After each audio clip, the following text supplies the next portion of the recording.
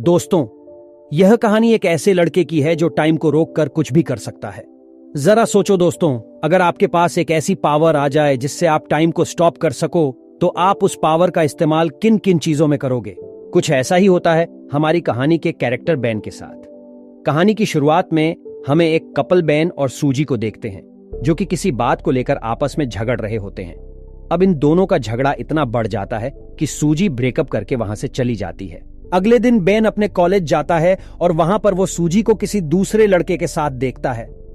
Ben बताता है कि कल तक तो हम दोनों एक दूसरे के साथ थे और हमेशा साथ में रहने का वादा कर रहे थे, पर आज वो किसी और के साथ है। कल तक तो वो मुझे किस कर रही थी, पर आज वो किसी और को किस कर रही है। इसके बाद वहां पर बेन का दोस्त शॉन आता है और उसे कहता है कि तुझे किसी सुंदर लड़की को पटाना चाहिए, ताकि सूजी जब भी तुम दोनों को साथ में देखे तो उसे जलन महसूस हो। लेकिन बेन उनको कहता है कि अब वह इस हालत में नहीं है कि वो किसी और के साथ रिलेशनशिप में आ सके। इसके बाद बेन अपनी आर्ट क्लास में जाता है और वहां पर भी वो सिर्फ सूजी की ही पेंटिंग बनाता है। बेन को सूजी की बहुत याद आ रही थी, इसलिए एक रात को वो सूजी को फोन भी करता है और उसे पूछता है कि क्या हम दोनों फिर से साथ में हो सकते हैं। पर सूजी बेन को मना कर देती है और कहती है कि अब मैं किसी और के साथ हूं। इसके बाद से ही बेन बहुत ज्यादा उदास रहने लगता है और वो बस दिन रात सूजी के बारे में ही सोचने लगता है, जिसके चलते बेन को नींद आना भी बंद हो जाती है। वो सोने की बहुत कोशिश करता है पर सो नहीं पाता, इसलिए बेन रात को बुक्स पढ़कर या टीवी देखकर ही अपना टाइम पास करता है।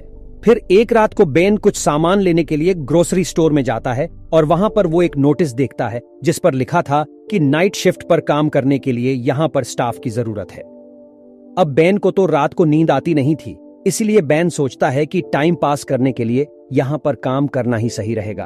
फिर उसी स्टोर के मैनेजर के पास इंटरव्यू देने जाता है और मैनेजर उसे वहां पर काम करने के लिए सेलेक्ट कर लेता है। इसके बाद अगली रात से बेन उसी स्टोर में काम करने लगता है। उस स्टोर में बेन के साथ एक लड़की भी काम करती थी जिसका नाम शेरिन होता है। बेन देखता है कि शेरिन जब भी स्टोर में लेट आती थी तो मैनेजर उसे अपने कैबिन में बुलाकर डांटता था। इसके बाद बेन हमको बताता है कि यहां पर सुपरमार्केट में टाइम बहुत ही धीरे धीरे कटता है, इसलिए यहां पर काम करने वाले एम्प्लॉय टाइम को जल्दी काटने के लिए अलग अलग तरीके अपनाते हैं। जैसे शेरिन अपनी घड़ी पर टेप लगा देती है ताकि उसे टाइम का पता ना चल सके, वो टाइम जल्दी बीत जाए। शेरिन के अलावा स्टोर में दो और एम्प्लॉय भी काम करते हैं, जिनमें एक का नाम मैट और दूसरे का नाम बैरी होता है, और ये दोनों स्टोर में काफी उल्टी सीधी हरकतें करते रहते हैं और इसी तरह ही वो दोनों भी अपना टाइम पास करते हैं। अब यहां पर बेन के लिए भी टाइम पास करना बहुत मुश्किल हो गया था, इसलिए बेन के पास एक सुपर पावर आ जाती है। बेन टाइम को फ्रीज कर देता है, जिसके बाद वह सुपरमार्केट में आई सारी सुंदर लड़कियों के कपड़े उतारकर उनकी ड्राइंग बनाने लगता है। बेन बताता है कि उसे दुनिया में सबसे ज्यादा सुंदर क्रिएशन लड़कियां ही लगती है, इसलिए वो सिर्फ लड़कियों की ही ड्राइंग बनाता है। अब बेन ऐसे ही लड़कियों की ड्राइंग बनाकर अपना टाइम पास करता था, और जब बेन टाइम को वापस नॉर्मल करता तो बहुत सारा टाइम बीत जाता था, और इसी वजह से बेन को स्टोर में ज्यादा काम भी नहीं करना पड़ता था। अब ऐसे ही कुछ दिन बीत जाते हैं और फिर एक दिन जब बेन काम पर आता है तो वहां शेरिन भी उसके पास आती है। फिर बेन अपने लॉकर में से एक सैंडविच निकालता है तो उसे देखकर शेरिन कहती है कि उसे बहुत भूख लग रही है, तो क्या वो ये सैंडविच खा सकती हैं? अब बेन उसे हां बोल देता है और शेरिन को वो सैंडविच खिला देता है। शेरिन जब वो सैंडविच खा रही थी तो बेन उसे देख रहा होता है और बेन के मन में शेरिन के लिए फीलिंग्स जागने लगती है। इसके बाद बेन स्टोर में आता है तो वहां पर उसे बैरी और मैट मिलते हैं। फिर वहां पर मैट बेन को कहता है कि आज रात को वो शेरिन के साथ मूवी देखने जा रहा है, जिसके बाद वह शेरिन के साथ इंटीमेट होगा। अब यह सुनकर बेन को बहुत बुरा लगता है और वो सोचता है कि जब भी वो किसी लड़की को पसंद करता है तो वो लड़की उसे छोड़कर चली जाती है। बेन बताता है कि जब वह छोटा था तो वो एक लड़की को पसंद करता था, पर वो उसे कभी भी अपने दिल की बात नहीं बता पाता था। एक दिन उस लड़की का हाथ टूट गया और उस पर प्लास्टर चढ़ गया। फिर जब वो प्लास्टर उतारा गया तो उस लड़की के हाथ पर बहुत सारे बाल आ गए। अब ये देखकर स्कूल के सभी लड़के उसे चिढ़ाने लगे। फिर एक दिन बेन उस लड़की के पास आता है और उसे कहता है कि तुम जैसी भी हो मुझे बहुत ही सुंदर लगती हो, क्या तुम मेरी गर्लफ्रेंड बनोगी? अब ये सुनकर वो लड़की खुश हो जाती है और उसे हां कर देती है। इसके बाद वो लड़की बेन को स्कूल के पीछे ले जाती है और उसे किस करने की कोशिश करती है, पर बेन उसे किस नहीं करता और उठकर वहां से चला जाता है बेन उस लड़की को कहता है कि कल सेम टाइम पर इसी जगह पर आना, जिसके बाद हम दोनों किस करेंगे। अब अगले दिन उसी टाइम पर स्कूल के पीछे आ जाता है, पर वो देखता है कि वो लड़की तो वहां पर नहीं आती। जिसके बाद अगले दिन उसे स्कूल में पता चलता है कि वो लड़की ने स्कूल छोड़ दिया है और वो हमेशा के लिए दूसरी जगह शिफ्ट हो गई है। दोस्तों, आगे बढ़ने से पहले आपसे गुजारिश है कि अभी तक आपने वीडियो को लाइक नहीं किया तो एक लाइक जरूर करें और चैनल को सब्सक्राइब कर लीजिए, जिससे आपको ऐसी अमेजिंग वीडियोस मिलती रहे। इसके बाद हम स्टोर मैनेजर को देखते हैं, जो कि बेन और बाकी के एम्प्लॉय को अपने पास बुलाता है और कहता है कि कल हमारा एक फुटबॉल मैच है। फिर अगले शाम सभी लोग मैच खेलने के लिए जाते हैं, लेकिन यहां पर बेन और उसकी टीम सही से मैच नहीं खेल पाते, क्योंकि वहां पर किसी को भी फुटबॉल खेलना नहीं आता था। अब बेन गेम से बहुत ज्यादा बोर हो चुका था, इसलिए वो टाइम को फ्रीज कर देता है। फिर बेन अंदर जाता है और वहां पर देखता है कि सभी लोग फ्रीज हो चुके हैं, लेकिन तभी वो देखता है कि वहां पर एक आदमी अभी भी हिल रहा होता है। फिर जब उस आदमी के पास जाता है तो वो आदमी वहां से भाग जाता है।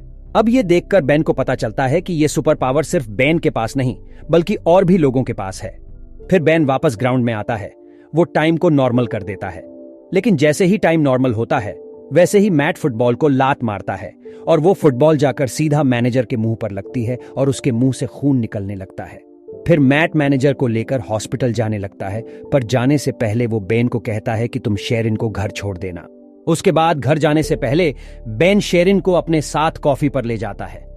वहां पर बेन शेरिन से पूछता है कि क्या तुम्हारे और मैट के बीच में कुछ चल रहा है, जिस पर शेरिन उससे कहती है कि हम सिर्फ अच्छे दोस्त हैं और हम दोनों के बीच में ऐसा कुछ नहीं है। जिसके बाद शेरिन पूछती हैं कि क्या तुम्हारी कोई गर्लफ्रेंड है। बेन उसको कहता है कि मेरी एक गर्लफ्रेंड पहले थी, पर कुछ हफ्तों पहले ही मेरा उसके साथ ब्रेकअप हो गया। इसके बाद को उसके घर छोड़ने जाता है और अंदर जाने से पहले शेरिन बेन को किस करने की कोशिश करती है, लेकिन बेन बहुत ज्यादा नर्वस था, इसलिए वह शेरिन के गाल पर किस कर देता है। जिसके बाद शेरिन मुस्कुराकर घर के अंदर चली जाती है। इसके बाद अगले दिन मैनेजर सभी को अपने कैबिन में बुलाता है और उनको कहता है कि कुछ दिनों बाद मेरा बर्थडे है और उस दिन मैं एक पार्टी दे रहा हूं, तो तुम सभी लोगों को उस पार्टी में आना होगा। फिर मैनेजर बेन को कुछ पैसे देता है और उसको कहता है कि तुम मेरे बर्थडे वाले दिन एक स्ट्रिपर का इंतजाम करो। इसके बाद बेन अपने दोस्त शॉन के पास आता है और उसे कहता है कि कुछ दिनों बाद उसके बॉस का बर्थडे है, तो उसे अपने बर्थडे पार्टी पर एक स्ट्रिपर चाहिए। इसके बाद शॉन बेन को बार में ले जाता है और उसे वहां पर एक स्ट्रिपर से मिलाता है, लेकिन वो दोनों से कहती हैं कि उसके पास तो बिल्कुल भी टाइम नहीं है, लेकिन उसके एक दोस्त है जो फिलहाल में फ्री है, इसलिए वो बर्थडे पार्टी वाले दिन उसे भेज देगी। फिर अगले दिन बेन स्टोर में वापस टाइम को फ्रीज कर देता है, लेकिन इस बार वो सिर्फ शेरिन की ही पेंटिंग बनाता है।